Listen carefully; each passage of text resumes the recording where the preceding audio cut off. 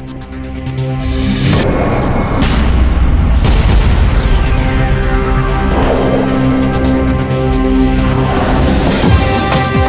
evening. It's Tuesday, the 14th of July 2026. Tonight on the Nightly Business Report. Another hike at the pump. Minister of Energy Anura Karunathilake says another fuel price hike locally will be imminent as the U.S Iran conflict continues to sharply drive oil prices higher. Probably it may increase, the fuel price may increase again. Cleaning up the cash. Sri Lanka's cabinet has approved a 5-year national policy to strengthen efforts against money laundering and terrorism financing in a bid to better protect against external instability. Better funding. The Asian Development Bank updates its policy papers for the Asia and Pacific region for a more comprehensive coverage over crisis-riddled nations and providing financing support. And force goods out. President Anura Kumara Dissanayake prohibits the importation of any goods that are mined, produced or manufactured wholly or partly by forced labor. From Studio 24C, this is the Nightly Business Report with Sanuvi Mulanayaka and Vinuthwarna Surya. Thank you for joining us on the Nightly Business Report. The government says that another fuel price hike locally is imminent amidst the fluctuating oil prices in the world. Speaking to the Nightly Business Report, Minister of Energy Anura Karunathilake said that the government is monitoring the prices and if the prices climb further, this would be inevitable. However, the government maintains the fact that despite a future hike, there would be a price sharing with the government via subsidies given to fuel retailers.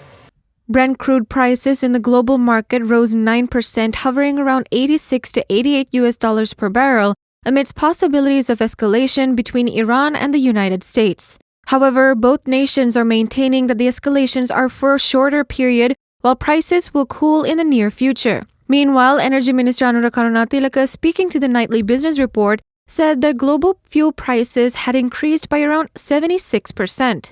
Amidst that, earlier, Sri Lanka had raised domestic fuel prices by only about 43%, as the government had absorbed part of the fuel price hike. Currently, Sri Lanka's fuel prices are auto diesel at 382 rupees, super diesel at 478 rupees, petrol 92 octane at 414 rupees, petrol 95 octane at 495 rupees, and kerosene at 285 rupees. We have to closely monitor. Probably it may increase, the fuel price may increase again.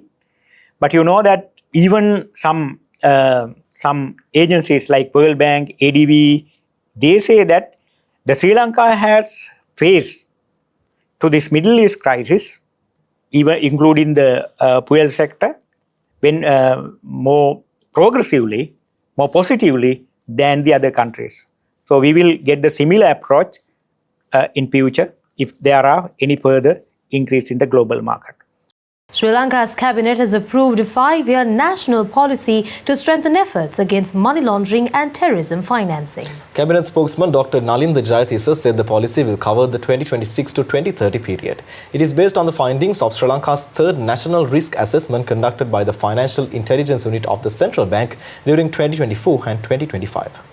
The assessment was carried out in line with the international standards of the Financial Action Task Force. The policy also addresses the financing of the proliferation of weapons of mass destruction. The move comes amid increased focus on financial security following several cyber incidents, including the $2.5 million Treasury Fund fraud linked to foreign debt repayments. Sri Lanka's anti-money laundering framework is supported by key laws including the Prevention of Money Laundering Act and the Financial Transactions Reporting Act. Meanwhile, the Cabinet has approved awarding the contract to expand the Bandaranaike International Airport Departures Terminal to Maga Engineering Private Limited. The project is valued at $7.26 million and 3.77 billion rupees excluding VAT and will be funded by the General Treasury. The expansion includes the construction of a new building with 36 check-in counters and 6 aircraft boarding gates. 3 bids were received under an international competitive procurement process. Following the evaluation, Cabinet approved awarding the contract to Maga Engineering as the lowest responsive bidder. The government has approved signing a tripartite agreement to implement a program in order to promote energy-efficient and climate-resilient buildings across the island backed by a €924,063 grant from Germany. The initiative will be rolled out under a framework agreement on technical cooperation between Germany and Sri Lanka. The primary focus of the project is to strengthen the country's structural and regulatory approach to green infrastructure. The agreement will be signed between the Minister of Energy, the Department of Foreign Resources, and the representative of Deutsche GIC. The technical assistance and policy framework provided through this grant are expected to help Sri Lanka transition towards a more sustainable urban development and climate-resilient engineering standard in the construction sector. The National System Operator Private Limited, operating under Sri Lanka's Ministry of Energy, has launched an international competitive bidding process for the establishment of a 250 megawatt over 1000 megawatt standalone battery energy storage system, one of the largest grid-connected storage procurements the country has undertaken to date. Proposals are due by the 14th of August 2026. The RFP document is available until the 13th of August 2026 for a non-refundable fee of 150,000 rupees for local proponents and $500 for overseas proponents. Under the tender, developers will build 10 megawatts and 40 megawatts per hour capacity blocks at 25 grid substations across the island, including Ambalangoda, Ampara, Bolavatta, Chunnakam, Hambantota, Kurunagala, Matara, Gaul, and Monaragala, among others. Projects will be developed on a build, own, and operate basis, with successful bidders entering into a 15-year energy storage agreement with the NSO. Connection will take place at the 33 kilowatt voltage level. Proposals are due by August 14, 2026. The RFP document is available until August 13, 2026, for a non-refundable fee of 150,000 rupees for local proponents or $500 for overseas proponents. Developers are required to design, finance, construct, commission, operate, and maintain their projects, cover the full cost of grid interconnection, and secure all the environmental and statutory approvals before proposals are considered by the Cabinet-appointed negotiation committee. Industry observers say the ability to offer investors a stable, storage-backed renewable grid has become an increasingly important factor in attracting foreign direct investment, particularly from export-oriented manufacturers. Data from the RE100 initiative, which tracks major multinational companies committed to sourcing 100% renewable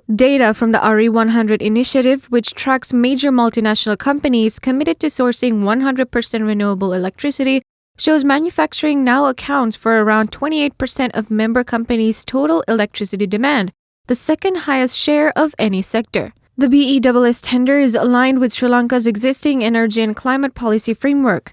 The Cabinet of Ministers has approved a target of generating 70% of the country's electricity from renewable sources by 2030, a commitment reflected in Sri Lanka's nationally determined contributions under the Paris Agreement.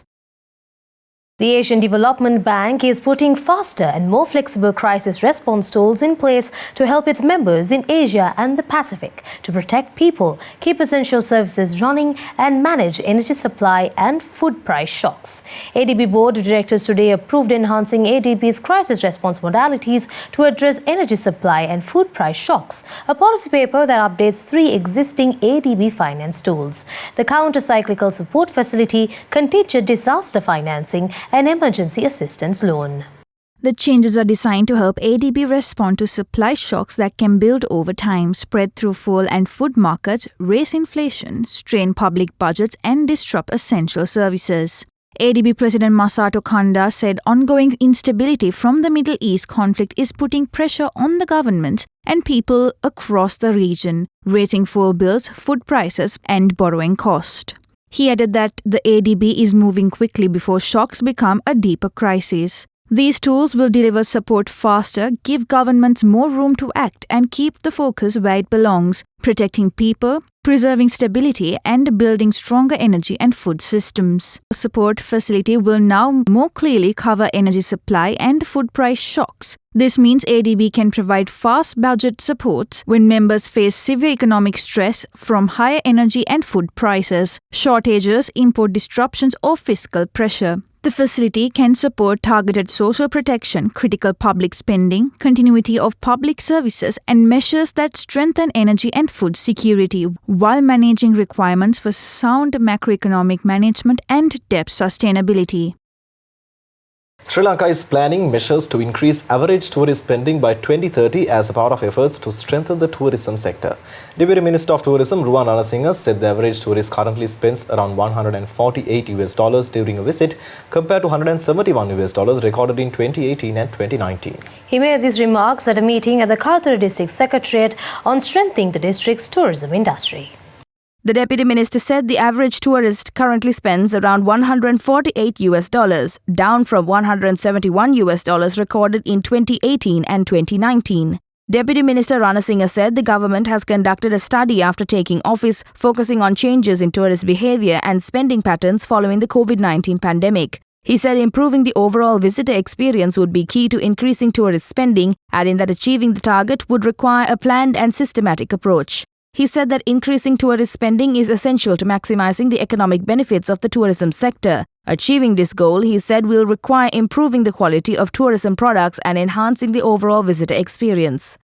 Meanwhile, Sri Lanka has recorded more than 1.2 million tourist arrivals so far this year, with the total number of visitors exceeding the 1.2 million mark by mid-July, according to the Sri Lanka Tourism Development Authority. The SLTDA said 1,217,956 tourists arrived in the country from the 1st of January to the 12th of July. A total of 71,383 tourists visited Sri Lanka during the first 12 days of July.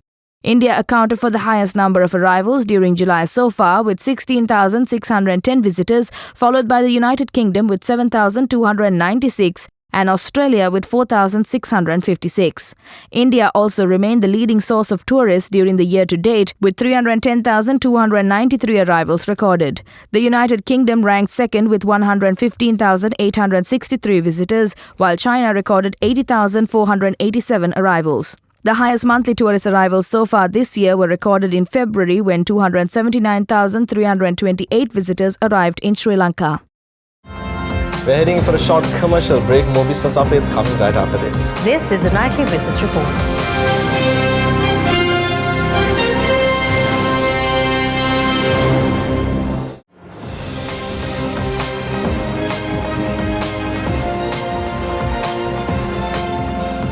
Welcome back to the Nightly Business Report. The Cabinet of Ministers has approved a resolution furnished by the Minister of Agriculture, Livestock, Land and Irrigation to host the 4th Bay of Bengal Initiative for Multi-Sectoral, Technical and Economic Cooperation Agriculture Ministers meeting and Senior Officials meeting on the 17th and the 18th of March 2027. BIMSTEC comprises Bangladesh, Bhutan, India, Myanmar, Nepal, Sri Lanka and Thailand and promotes regional economic cooperation.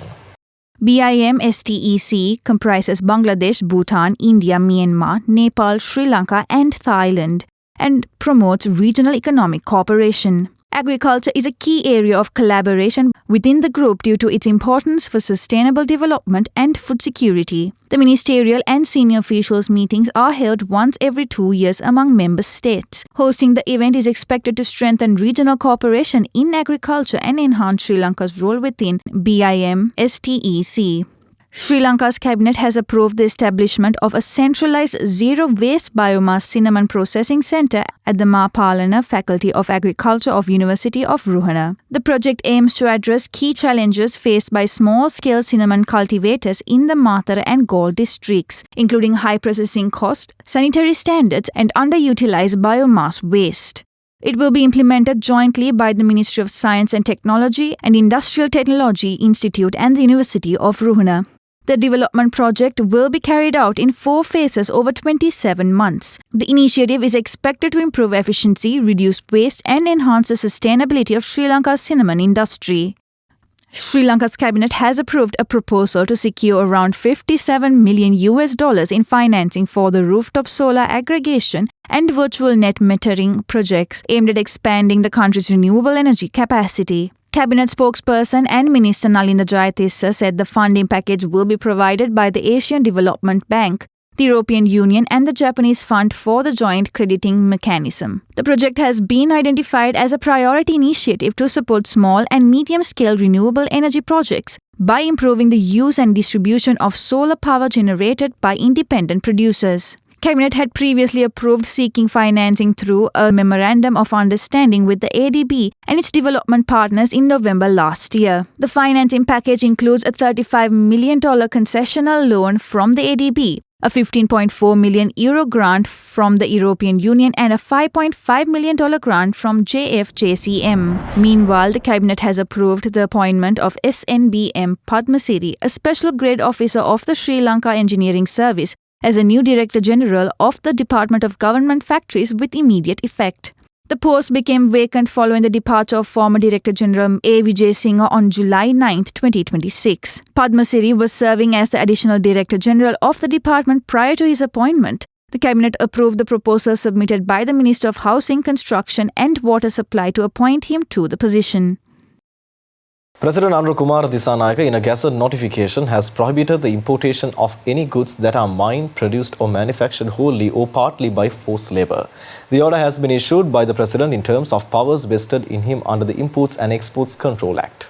According to the Gazette notification, importers of goods originating from any notified entity or country shall furnish such documentary evidence, declarations or certification as may be prescribed by the Director General of Customs from time to time to establish that the goods sought to be imported are not mined, produced or manufactured wholly or partly by forced labor. The Minister may, from time to time, notify such goods, entities or countries to which these regulations shall apply, having regard to determinations of the International Labour Organization. For the purposes of these regulations, the Director General of Customs shall be the responsible regulatory authority and may issue departmental orders prescribing the administrative procedures for the enforcement of these regulations in accordance with the Customs Ordinance. According to a Gazette notification issued by Trade, Commerce, Food Security and Cooperative Development Minister Vasantha Samarsinghe, the Sri Lankan government has increased the fees for registering companies and societies. The fee for company named approval has also been revised upward. Under the revised fee structure, the registration fee for a private limited company has been increased from 4,600 rupees to 5,200 rupees. The fee for registering a public limited company has been raised from 23,000 rupees to 26,400 rupees, while the registration fee for an unlimited company has been increased from 17,250 rupees to 19,800 rupees. The fee for company name approval has also been revised upward from 2,300 rupees to 2,600 rupees. Meanwhile, the fee for registering a society has been increased from 3,450 rupees to 3,900 rupees, while the fee for amending a society's constitution has been raised from 1,725 rupees to 1,900 rupees. The Colombo Stock Exchange, in collaboration with the Securities and Exchange Commission of Sri Lanka, will host investor forums in Monaragala and Batticaloa this week as part of an ongoing island-wide initiative to broaden investor participation following successful forums held in Colombo earlier this month. The investor forums will be held in Monaragala on the 16th of July and in Batticaloa on the 18th of July. Representatives from stockbroker firms and unit trusts will be at the respective venues ahead of the forum for interested investors to open accounts. The first 200 participants who open an account on the day itself are eligible for an investment coupon gifted by SEC and CSE. The forums will feature presentations and interactive panel discussions with the CSE, SEC, the Central Bank of Sri Lanka, representatives of leading stockbroker and unit trust firms, bringing together stakeholders from across the Sri Lankan capital market to provide a comprehensive overview of the capital market for potential investors. The investor forums capitalize upon the expanded presence of the capital markets through CSE's 13 branches located across all of Sri Lanka's provinces. Interested parties can register for the Monaragala Forum and the Batticaloa Forum on the CSE website. The investor forums are part of a series of a nationwide tour to raise financial literacy and broad-base a growing number of investors, showcasing the capital market and extend its reach through CSE's nationwide presence. The Sri Lanka Export Development Board, in collaboration with the International Finance Corporation and the European Union, successfully conducted the 7th Provincial Expo Navigator Programme under the Sri Lanka Export Excellence Initiative. Held in conjunction with the International MSME Day 2026, the two-day event brought together nearly 100 entrepreneurs from the Eastern Province with an export potential. Implemented under the EU's regional program Accelerating Climate Smart and Inclusive Infrastructure in South Asia, the initiative aims to enhance the export readiness and competitiveness of small and medium enterprises. enabling their entry to international markets. Held in conjunction with International MSME Day 2026, the two-day event brought together nearly 100 entrepreneurs. Participants engaged in awareness sessions, technical consultations, and personalized business advisory services designed to help position businesses for export markets. The Excellence Initiative, the Expo Navigator program, has now reached 7 provinces: Western Province, Northwestern Province, Northern Province, Southern Province, Sabaragamuwa, Uva, and the Eastern Provinces, focusing on identifying high-potential SMEs and connecting them with the technical expertise, finance and institutional support needed to scale up for exports. Updates on the equity market right after this short commercial break. This is the Nightly Business Report.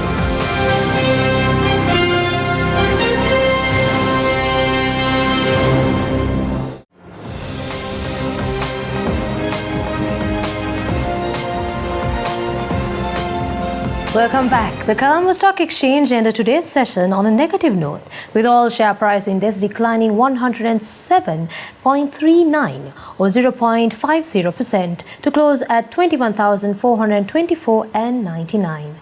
The S&P SL20 index also declined 25.19 or 0.42% to close at 5,997. The market turnover amounted to rupees 1.08 billion, with total share volume reaching 48 million. 17,054 trades were executed today. And with that, we have Aknath from First Capital Holdings to share more details. Thank you, Sanuvi. The market experienced a downturn for the second straight session, with all share price index coming down by 107 points due to geopolitical uncertainties surrounding the U.S Iran war, with crude oil barrel shooting up to $80 per barrel as well. The overall investor sentiments was negative during the trading session. However, some bargain buying was evident in few counters as index experienced similar downturn yesterday as well. Holding companies dragged the index down majorly today. The top negative contributors to the index were Milstar Corporation, Valuable One, and John Kills Holdings, while top 3 positive contributors were Dialog Asiata, CT Holdings, and NDB Bank. Furthermore, top price losers of the day were SMB Finance, Haley's Leisure, and Ceylon Hospitals. Meanwhile, top 3 price gainers of the day were SMB Finance Non-Voting, Industrial Asphalts, and Agarpatra Plantations. Sri Lanka's foreign reserves fell 6.2% to 6,450 million US dollars by the end of June 2026, amid central bank purchasing of 70.5 million US dollars on a net basis in the last month. To give more information regarding foreign reserve, we now have Manusha Kandanarachi from First Capital Holdings. Thank you, Sanavi. So, according to the latest data published by the central bank, Sri Lanka's official reserve assets fell to $6.5 billion in June 2026 from a $6.9 billion level seen in May 2026. This marks a month-on-month reduction of about 6.6%. So, official reserve assets also include the swap facility that we have taken from the People's Bank of China, which means that the foreign reserve assets that can actually be used is actually lower than this $6.5 billion level. So, this dip also came in the middle of the central bank returning to being a net buyer of foreign currency in June 2026 after having purchased about $70 million of USD from the market after being a net seller in both April and May. This dip that we saw is partially owed to the pressure that we have seen in our external account performance, especially since the start of tensions in the Middle East involving the US as well. Thank you. Gold prices traded low today as investors weighed escalating tensions in the Middle East against growing expectations on the Federal Reserve. Spot gold slipped 0.14% to $3,995.64 an ounce, while gold futures edged 0.09% to lower to $4,002.05 an ounce. Gold remained under pressure, with the precious metal briefly slipped below $4,000 an ounce mark for the first time in 3 weeks. Other precious metals also showed a decline today. Spot silver fell 0.21% to $57.52 an ounce, while spot platinum indicated $1,602.20 an ounce. The Sri Lankan rupee marginally depreciated against the US dollar today compared to yesterday. According to the Central Bank of Sri Lanka, the selling rate of the US dollar rose to 340 rupees and 92 cents, while the buying rate also increased. Now we can take a closer look as to how the Sri Lankan rupee is behaving against other major global currencies.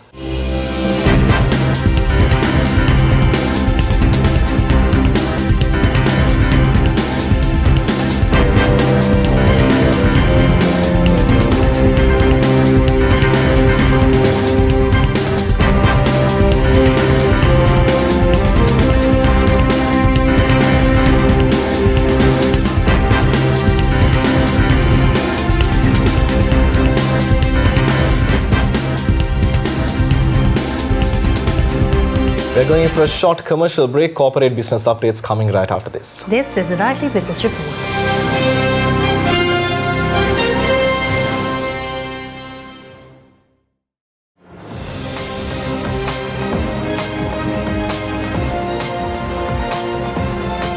Welcome back.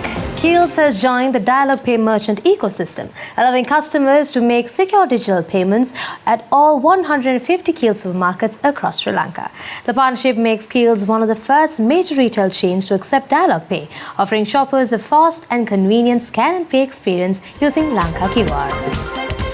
Customers can access the service through the Dialog Pay or My Dialog app by linking an EasyCash account or their preferred bank account. In addition to making payments, eligible users can earn complimentary Dialog mobile data rewards on qualifying transactions. Dialog Pay also provides access to a range of digital financial services, including fund transfers, digital wallets, saving accounts, fixed deposits, and loan applications powered by Dialog Finance. Here says the collaboration will enhance the shopping experience by expanding payment options and delivering faster checkouts for customers nationwide. Accepted at more than 100,000 retail outlets across the country, Dialog Pay is designed to make digital payments simpler, more rewarding, and more accessible. The partnership supports Sri Lanka's ongoing transition towards a more digitally connected and cash-light economy while encouraging the wider adoption of secure digital payment solutions. Pan Asia Bank has introduced its new MasterCard debit card, further strengthening its commitment to delivering innovative customer-focused banking solutions while expanding secure digital payment options for its customers. Designed to meet the needs for today's digitally connected consumers, the new MasterCard World debit cards enables customers to make secure, convenient and cashless payments both locally and internationally through millions of MasterCard acceptance points worldwide.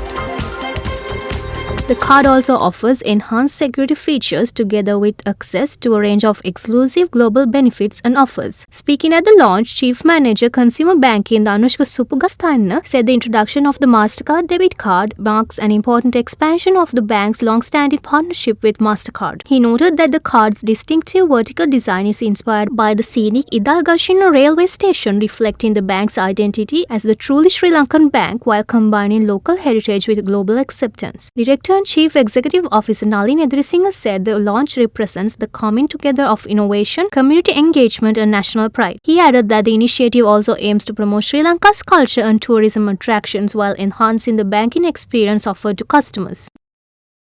Haley's Fenton's has been recognized among Sri Lanka's most outstanding mom-inclusive workplaces at the Mom Leader Conference 2026, organized by Parenthood Global. The company says the achievement reflects its strong focus on employee well-being, diversity, equal opportunity, and workplace inclusion.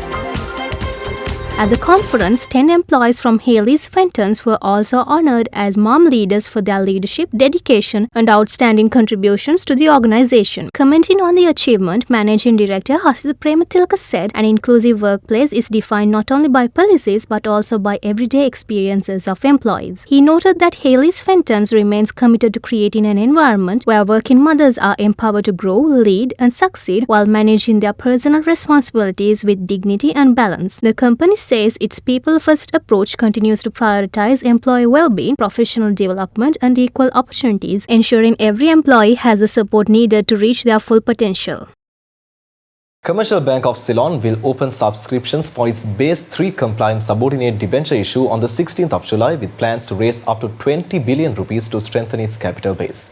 The bank will initially offer 100 million listed, rated, unsecured, subordinated and redeemable debentures at a par value of 100 rupees each.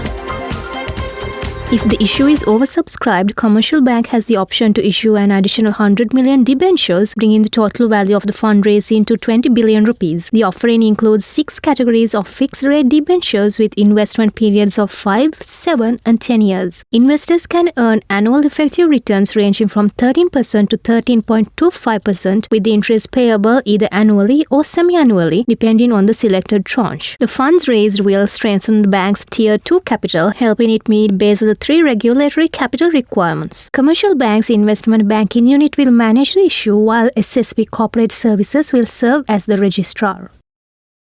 LOLC Finance has launched Al-Falah Tawarruk for personal finance, introducing Sri Lanka's first structured Tawarruk-based Islamic liquidity solution and what the company describes as the first commodity-based consumer finance product of its kind in South Asia.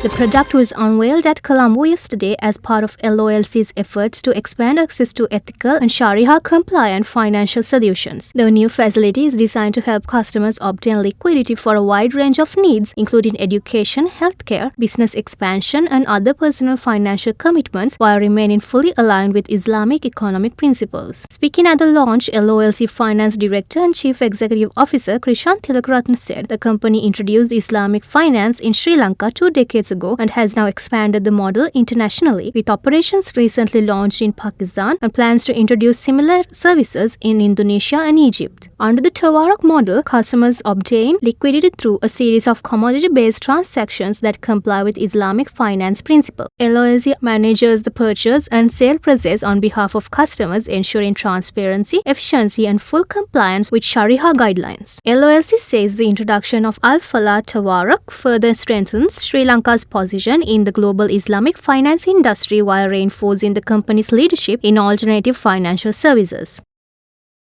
A new ride-hailing application, Mibaise, was officially launched yesterday at a special event held in Colombo. Positioned as Sri Lanka's driver-first ride-hailing platform, Mibaise aims to offer a safer, more transparent and locally focused transport service for both passengers and drivers.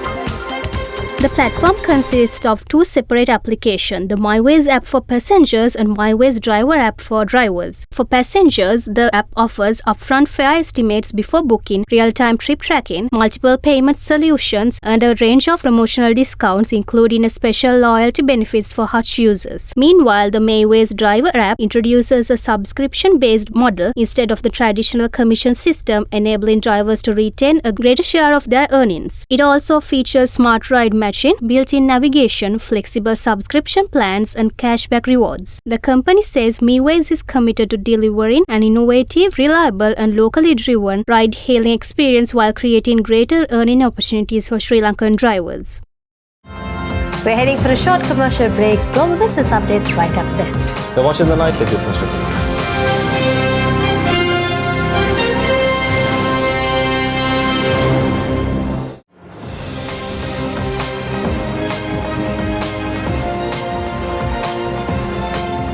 Welcome back to the Nightly Business Report.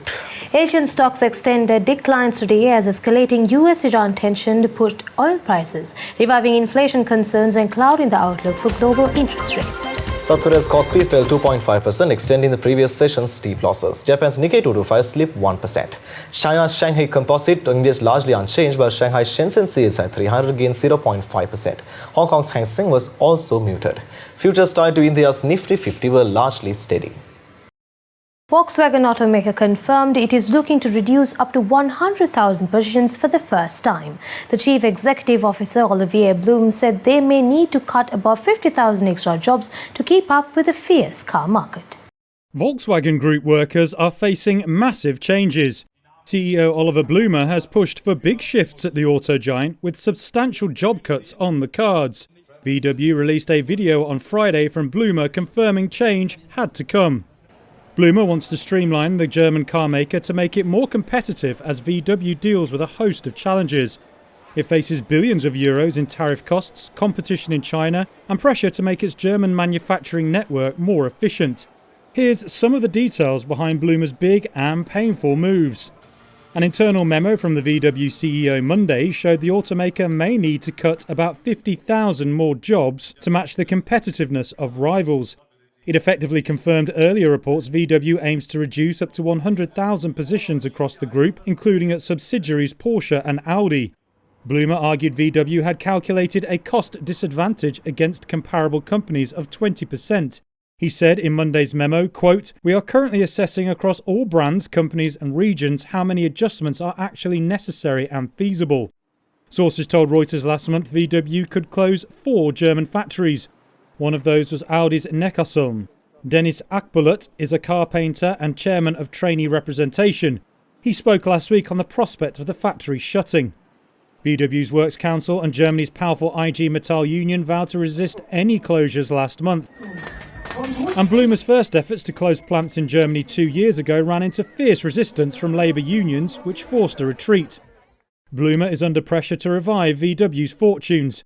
Major automakers have slowly lost ground in China to locally produced EVs. Industry data has shown non-Chinese automakers' market share fell to 32% in 2025 from 57% 6 years ago. VW was China's top automaker for years, but fell to third place last year. The fall-off has now spread to premium automakers like BMW, which issued a shock profit warning last month. Chinese automakers like BYD have also expanded into emerging markets and grown rapidly into Volkswagen's home turf in Europe. Global smartphone shipments fell 11% in the second quarter to their lowest level for the period since 2013 as a prolonged memory chip shortage drove up handset prices and dampened demand according to early estimates from Counterpoint Research. Global smartphone shipments fell 11% in the second quarter to their lowest level for the period since 2013.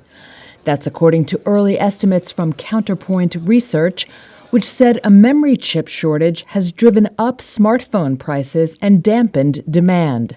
Memory chip prices have soared as suppliers prioritize AI data center customers over consumer electronics, forcing smartphone makers to pass along higher costs through price hikes, particularly for entry and mid-range devices. Among the world's top 5 smartphone companies, mid-tier firms Xiaomi, Oppo, and Vivo posted the steepest declines. Apple and Samsung, however, bucked the downward trend. Samsung reclaimed the top spot with a 24% share of the smartphone market, while Apple took its global market share to a record 20% in the quarter. And while the memory chip shortage has hurt many smartphone makers, it has helped the chip suppliers. South Korea's SK Hynix, one of the largest memory chip makers, debuted on the Nasdaq last Friday after its shares in South Korea rose more than 7-fold over the past 12 months. Meanwhile, shares of its American rival Micron Technology soared nearly 650% over the past year. But the investor euphoria cooled on Monday as shares of Samsung, SK Hynix, and Micron all tumbled amid a broader market sell-off. Canada's federal banking regulator has warned the country's largest banks and insurers about the growing cybersecurity risks posed by advanced artificial intelligence models, including Anthropic's Claude Mythos. The Office of the Superintendent of Financial Institutions, or OSFI, issued the warning in an email sent to senior technology, cybersecurity, and risk executives across the financial sector. The regulator said powerful AI models could significantly reduce the time available for institutions to detect, assess, and respond to cyber vulnerabilities, increasing the risk of sophisticated attacks. The warning comes as banks around the world expand their use of AI for customer service, internal operations, and fraud detection while also facing more advanced cyber threats. OSFI published broader public guidance on the use of generative and agentic AI, stressing that financial institutions must strengthen their governance and risk risk management frameworks. The regulator said its focus is not on the technology itself, but on ensuring banks can safely manage the risks associated with rapidly evolving AI systems. Industry experts say frontier AI models are capable of identifying and exploiting software vulnerabilities far more quickly than traditional methods, creating new challenges for cybersecurity. The warning reflects growing global efforts by regulators to ensure financial institutions remain resilient as AI continues to transform the cyber threat landscape. Thank you for watching the Nightly Business Report on Other Derana News Channel. Share your events or media releases via email on business@derana.lk. We will see you again tomorrow with the latest updates in the business globe. I will join you shortly with Other Derana Sports Central. I'm Vidit Surya. And I'm Sunny Mudanayake. Thank you for watching and have a good night.